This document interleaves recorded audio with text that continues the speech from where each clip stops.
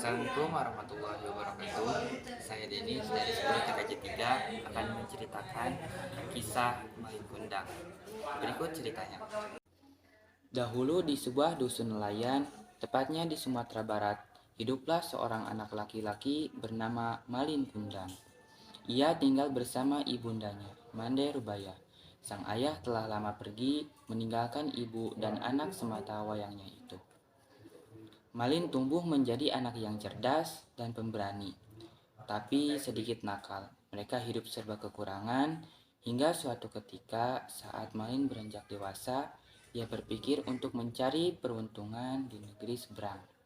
Dengan harapan nantinya saat kembali ke kampung halaman, ia sudah menjadi saudagar kaya raya.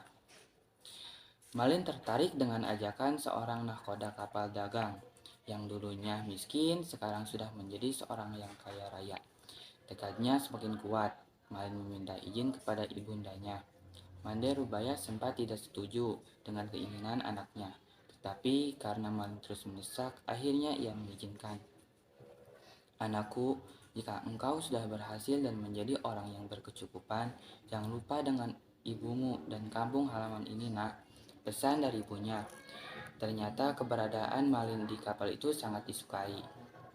Selain karena ia sangat rajin dan selalu siap menolong, ia juga seorang pekerja keras. Beberapa tahun berlalu, kini Malin telah menjadi seorang nahkoda yang mengepalai banyak kapal dagang. Ia pun berhasil memperistri salah seorang putri raja yang cantik jelita.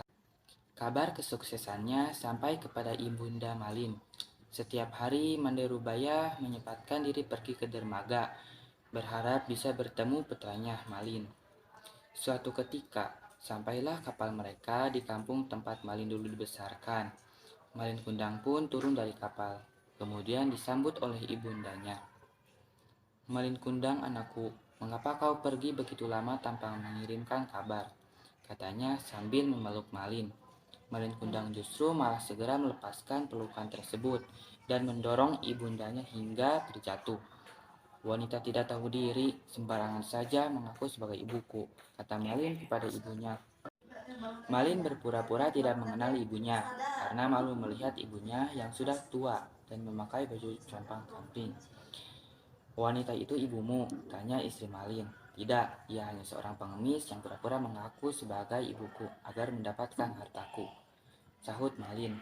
Melihat tingkah Malin yang congkak di depan istrinya, Mande Rubaya sangat sakit hati. Ia melihat kapal anaknya yang bertolak dari pantai, sambil berdoa dalam hatinya agar Tuhan menghukum anaknya. Badai besar kemudian menerjang kapal Malin Kundang, sampai seluruh isinya hancur berhamburan. Ternyata serpihan kapal ini berubah menjadi batu karang, termasuk sosok Malin Kundang yang sedang bersimpuh.